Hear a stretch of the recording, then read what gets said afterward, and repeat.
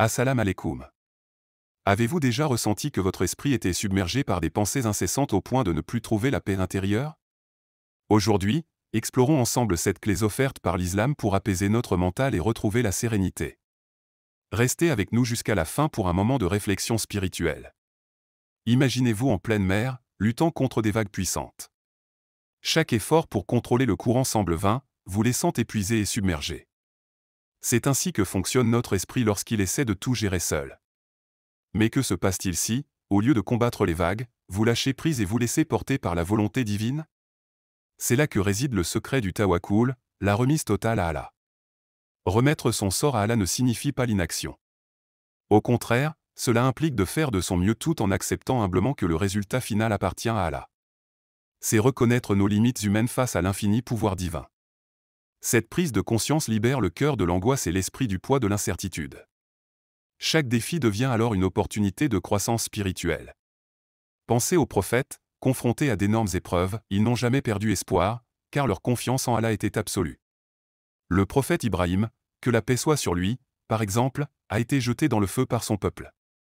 Mais son cœur n'a jamais vacillé, il savait qu'Allah contrôlait tout. Son inébranlable tawakkul lui a permis de traverser cette épreuve, et le feu devint frais et paisible pour lui. Le Coran nous rappelle cette vérité intemporelle. Et quiconque place sa confiance en Allah, il lui suffit. Sourate At-Talaq, verset 3. Cette promesse divine nous invite à nous débarrasser de nos angoisses et à nous réfugier dans l'assurance qu'Allah ne nous abandonne jamais. Même lorsque les choses semblent hors de contrôle, son plan est parfait, bien qu'invisible à nos yeux. Prenez un moment, respirez profondément, et remettez vos préoccupations entre les mains de celui qui détient le pouvoir absolu. Lâcher prise ne signifie pas renoncer, mais plutôt reconnaître que vous n'êtes jamais seul.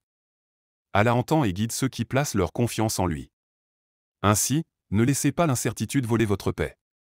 Faites de votre mieux, puis reposez votre esprit sur cette vérité éternelle, le destin de chaque être est entre les mains du plus sage. Imaginez un jardin abandonné, envahi par les mauvaises herbes. Si vous vous concentrez uniquement sur les plantes fanées, vous ne verrez jamais les fleurs qui commencent à éclore. Il en est de même pour nos pensées. L'esprit humain est un terrain fertile, ce que vous y plantez détermine ce qui y poussera. Choisir de cultiver des pensées positives, c'est nourrir son âme avec de l'espoir et de la foi, même dans les moments sombres. Adopter des pensées positives ne signifie pas ignorer les difficultés, mais plutôt changer notre façon de les percevoir. Chaque épreuve est une opportunité déguisée, un tremplin vers quelque chose de meilleur. L'histoire du prophète Youssouf, que la paix soit sur lui, en est un exemple inspirant, jeté dans un puits par ses propres frères, vendu comme esclave, emprisonné à tort. Pourtant, il a gardé confiance en Allah et a finalement été élevé au rang de ministre en Égypte. Son parcours nous enseigne que les plus grandes bénédictions sont parfois dissimulées derrière les plus grandes épreuves. Allah nous rappelle dans le Coran. En vérité, avec la difficulté vient la facilité. Sourate Ash-Shar, verset 6. Ce verset puissant est une promesse divine, chaque période difficile est accompagnée d'un moment de soulagement. Même lorsque tout semble perdu, la facilité se trouve déjà en chemin, prête à émerger lorsque nous faisons preuve de patience et de foi. Adopter des pensées positives implique aussi de changer notre discours intérieur. Remplacer le « je ne peux pas » par « avec l'aide d'Allah, je peux ». Transformer le « tout est fini » en « ce n'est que le début d'une nouvelle opportunité ». Chaque parole prononcée façonne notre réalité. Prenez l'habitude de remercier pour les bénédictions présentes, même lorsqu'elles semblent petites. Un cœur reconnaissant attire la lumière divine et repousse les ténèbres du désespoir. Lorsque vous choisissez de voir la vie à travers le prisme de l'espoir, vous devenez comme un voyageur marchant sous un ciel étoilé, guidé par les lumières d'Allah, même dans la nuit la plus obscure. Alors, chaque fois que le doute s'infiltre dans votre esprit, rappelez-vous. Après la difficulté vient la facilité. Croyez profondément et laissez cette certitude illuminer votre chemin. Imaginez marcher dans un désert infini, sans repère visible, mais avec la conviction profonde qu'une oasis vous attend au loin. Cette certitude, cette confiance absolue sans preuve immédiate, est ce que l'islam appelle yaqin, une foi inébranlable en les promesses divines, même lorsque la réalité semble dire le contraire. Le yaqin est ce qui a soutenu les prophètes dans leurs épreuves les plus éprouvantes. Le prophète Ayoub, que la paix soit sur lui, malgré la perte de ses biens, de sa famille et de sa santé, n'a jamais remis en question la miséricorde d'Allah. Il a supplié avec patience et assurance, sachant qu'Allah n'abandonne jamais ses serviteurs fidèles. Sa vie témoigne de la puissance de la foi dans l'adversité. La gratitude ne signifie pas l'absence de questions ou de doutes momentanés. C'est la capacité à dépasser ses doutes en se souvenant des promesses divines. Elle implique de croire que chaque épreuve porte en elle un enseignement caché, que chaque retard est une préparation à quelque chose de meilleur. Même lorsqu'une issue semble impossible, le croyant garde confiance, car il sait qu'Allah est celui qui ouvre des portes là où il n'y en avait pas. Allah nous rassure dans le Coran. Et place ta confiance en Allah. Allah te suffit comme protecteur. Sourate An-Nisa, verset 81. Lorsque vous ressentez de l'incertitude face à un choix ou une épreuve, rappelez-vous que le destin est entre les mains du plus sage. Cette conscience apaise l'esprit, car ce qui semble être un obstacle peut être un détour nécessaire vers un chemin meilleur.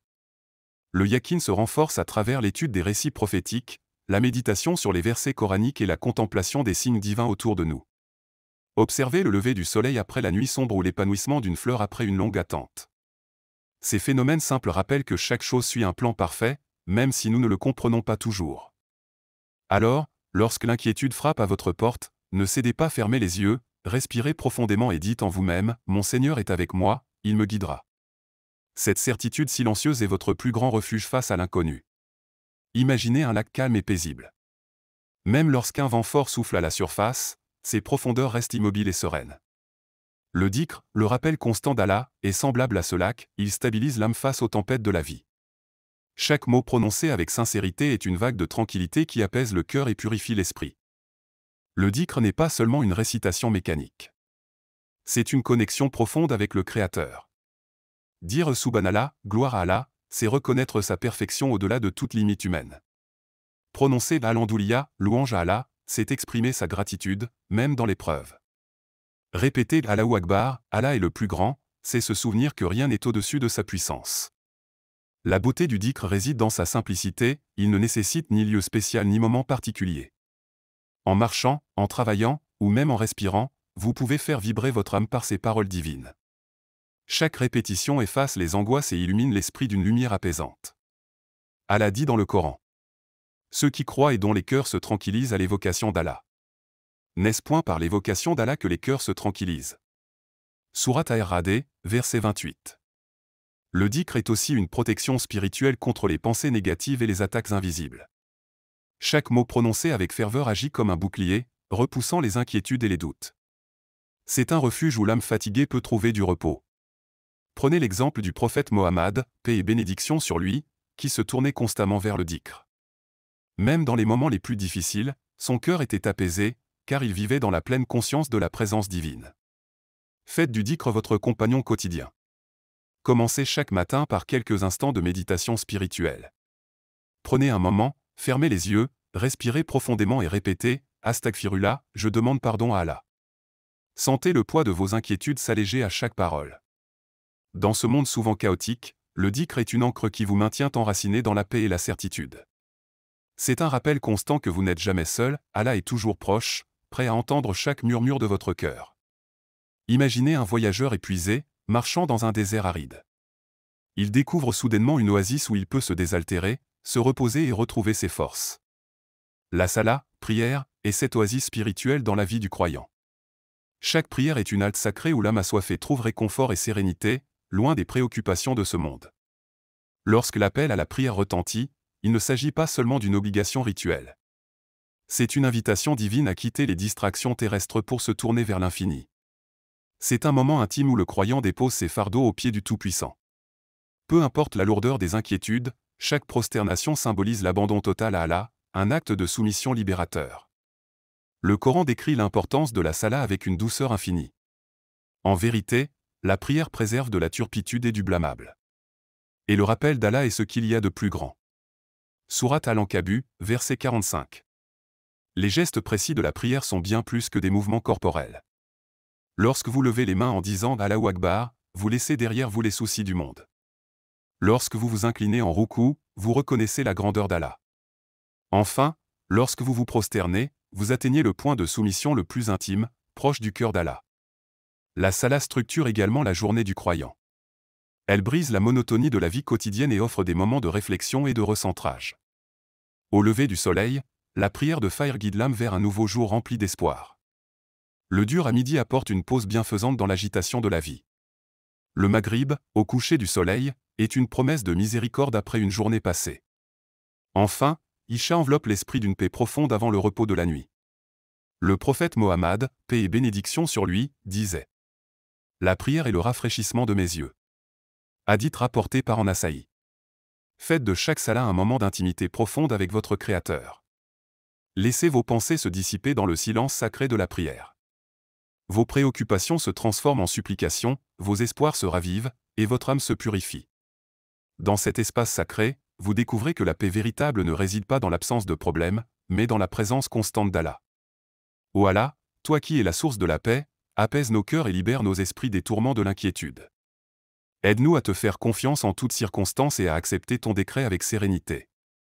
Fais de nous des serviteurs reconnaissants et guide-nous sur le chemin de la sagesse et de la foi. Amen.